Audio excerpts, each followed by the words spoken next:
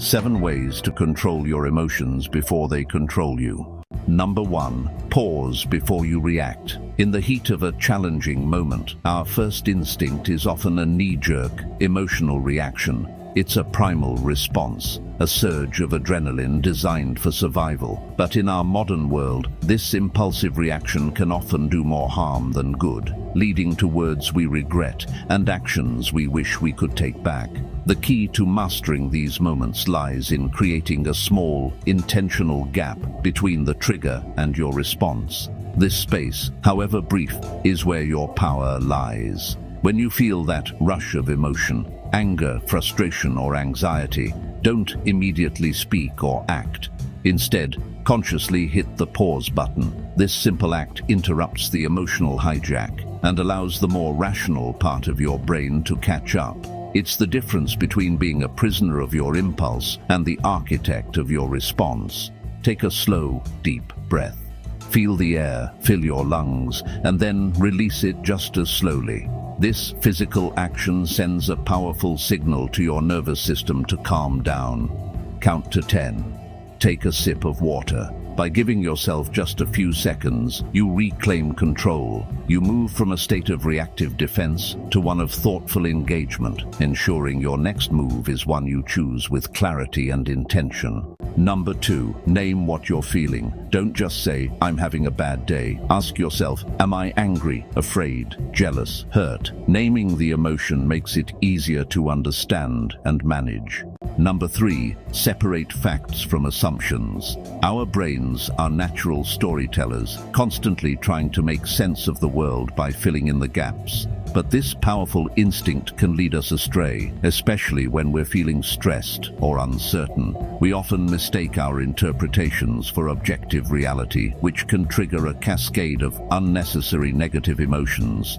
To regain control, we need to become detectives of our own thoughts. The first step is to ask yourself a simple, grounding question. What actually happened? Focus only on the concrete, observable details. What could a video camera have recorded? For example, a fact is, my colleague didn't respond to my email sent this morning. It is neutral and verifiable. Then ask the second, more revealing question. What story am I telling myself about what happened? This is where your interpretations, judgments, and predictions come into play. The story might be, my colleague is ignoring me, they don't value my input, and now the project will be delayed. Notice how this narrative is filled with assumptions that generate feelings of frustration and anxiety. Once you've identified the story, challenge it.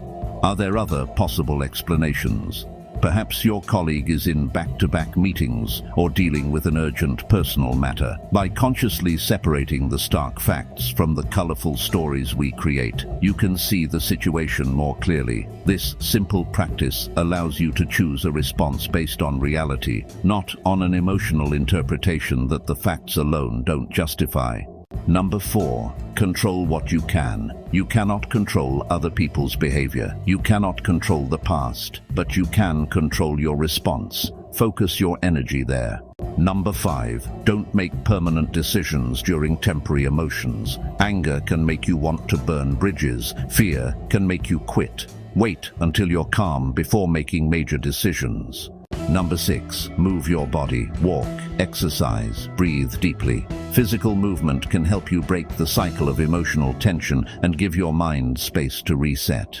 Number 7. Practice the pause every day. This might be the most powerful yet simplest technique for mastering your emotional landscape.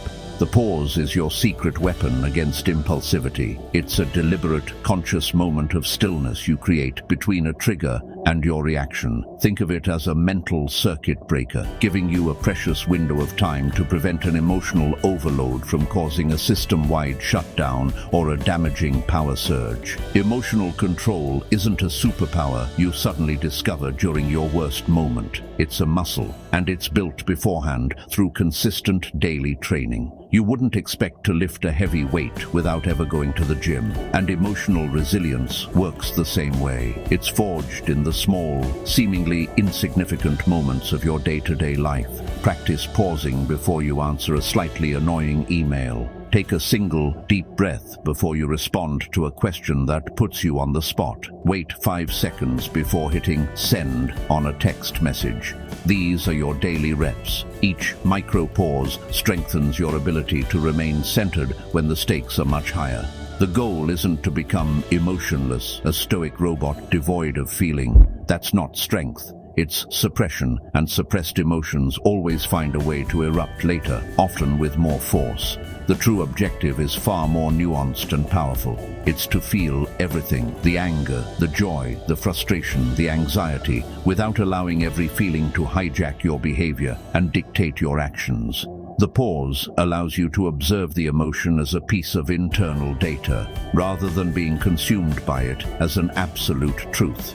You create a space to ask, okay, I feel this. Now, what is the most intelligent and constructive way forward? So, feel the emotion rise within you. Acknowledge it without judgment. Then pause, take a breath. In that space you've created, you get to choose your response, aligning it with your values and long-term goals, not just your immediate feeling. That is real emotional strength. It's the quiet, deliberate power of choice.